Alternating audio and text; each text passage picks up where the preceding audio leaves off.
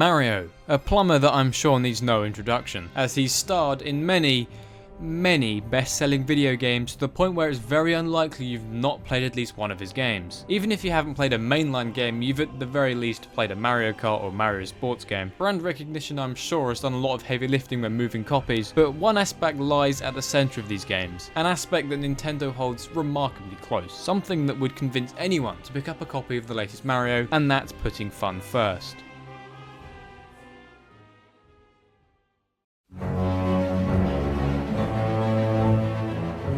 That sounds very trivial on the surface, because don't all games strive to put fun first? On paper, yes. In EA's mind, no. My embarrassing feelings remain unquenched. What I mean by putting fun first is, regardless of consequence, Nintendo ensures that the gameplay elements in their games mean that the player is having as much fun as possible, fully embracing the more traditional idea of what it means to be a video game. But how exactly does Nintendo put fun first? Well, I'm glad you asked, because I've been looking for something other than playing Doom Eternal to fill these next few minutes.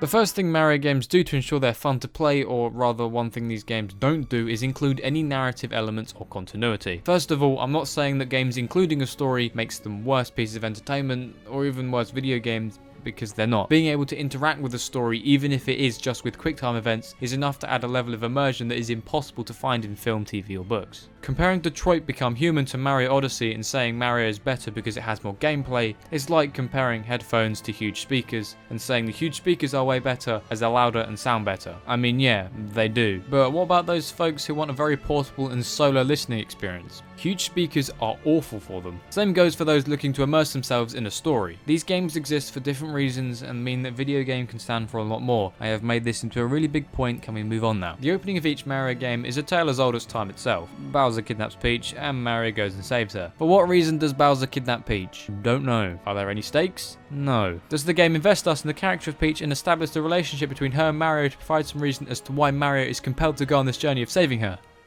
Again, no. This setup does the bare minimum to provide context for the player, gives them a clear goal, a clear enemy, and a direction in which to head. That's it. This is beneficial to Mario games because without any sort of narrative, the developers aren't limited on what they can and can't do when it comes to designing the core gameplay elements of a Mario game. Basically, Bowser's a cat now because screw you, that's why. Let's look at Super Mario Odyssey as an example. The setup, say it with me now. Bowser kidnaps Peach. This time though, he plans to marry her on the moon for some reason. Well, at least now we have a goal, an enemy, and a direction in which to head. By the way, Mario now has his hat that allows him to take control over anything. Right.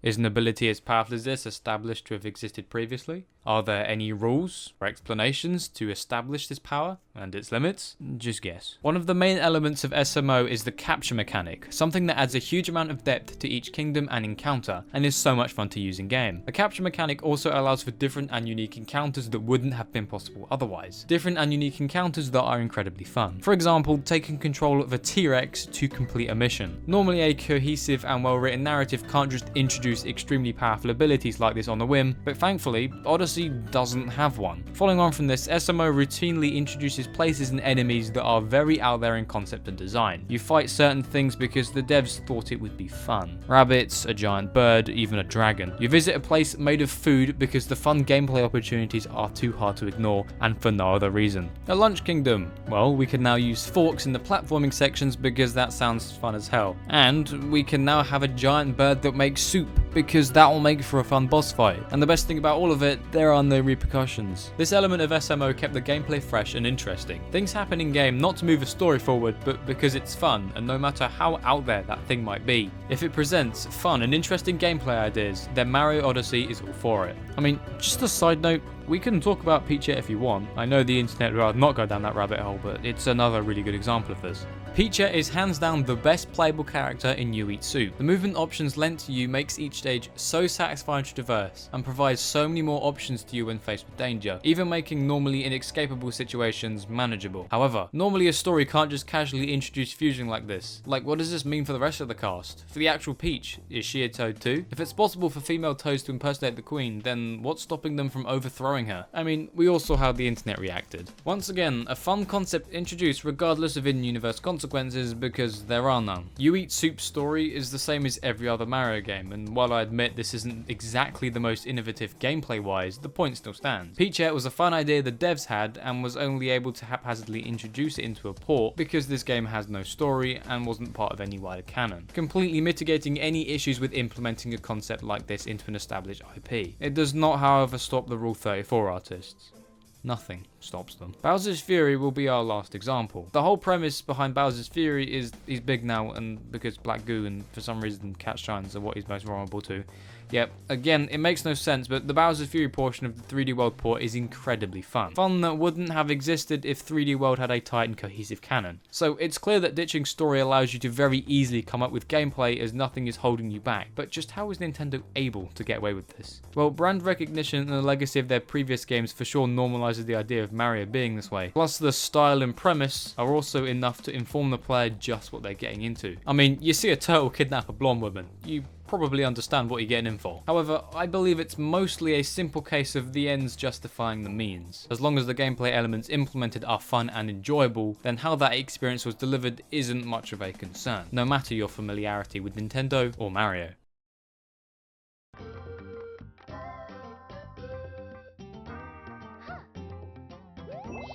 The second part of this is appealing to every skill level. Not everyone is going to enjoy casual experiences, and not everyone is going to enjoy hardcore experiences. Another way Mario games puts fun first is appealing to both types of gamers. Nintendo does this by implementing aspects that are easy to get to grips with, but become harder the more you look into them. Moving back to the Odyssey example, you can see this through most of what this game offers. The movement, first of all, is easy to understand for a casual playthrough. The game never asks the player to perform anything too advanced. However, the movement options allow you to perform some insane feats the better you get. The most bare bones example would be a Cappy Bounce plus Dive, for gaining extra distance when jumping a gap, which is something the main campaign never asks of you. Go and watch some speedruns of this game. You'll bring into question what human hands are capable of. This advanced movement is cool for completing things quickly or in more inventive ways, and the open-ended level design makes it way easier for you to do that, allowing players to take each section at the pace that suits them. However, there's an extra layer to this all. The main campaign has you collecting 124 moons. That is all you need to beat the game. Compare that to the total of 999 moons,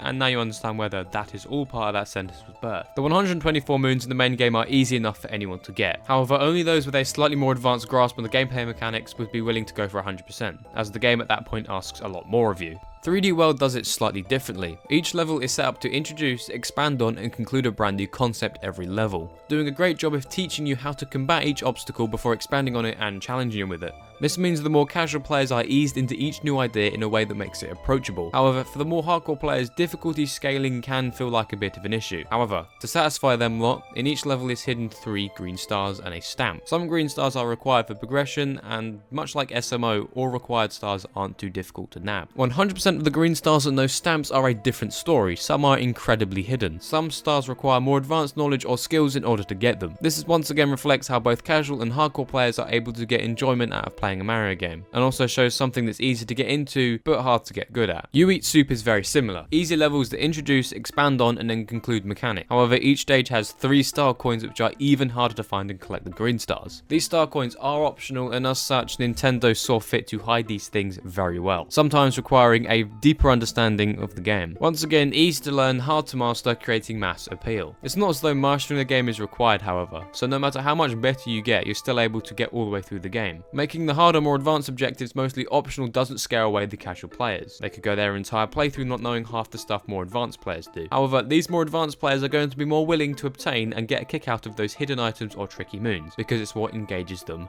most. So, putting these things together, Nintendo has the freedom to create any gameplay mechanic in a way that appeals to the 2 main groups that play Mario games. There is definitely something to be said about how simple the objectives in each game are, allowing anyone to really understand what to do, like collect a moon or jump on a flagpole. Having simple objectives also allow them to build off of it however they please, planting whatever they feel like in your path. These things only concern mainline Marios, however. Mario Kart and the sports games are a whole other topic, but I'm still yet to experience a Mario sports game. 60 quid for Italian plays golf isn't exactly the most appealing thing in the world right right now. And as for Mario Kart, it prides itself on being a simple and casual kart racer that most people will be willing to sit down and play with friends. Items give anyone a fighting chance, and it offers controls that are so satisfying it's impossible not to have fun. None of these things concern Mario Party, though you could argue that these games' lack of fun is where these games derive their fun. So to conclude, Peach yet breaks the law of the Mario universe and spawned copious amounts of Rule 34 art, but that's okay. Wait, hold on, maybe not the second part.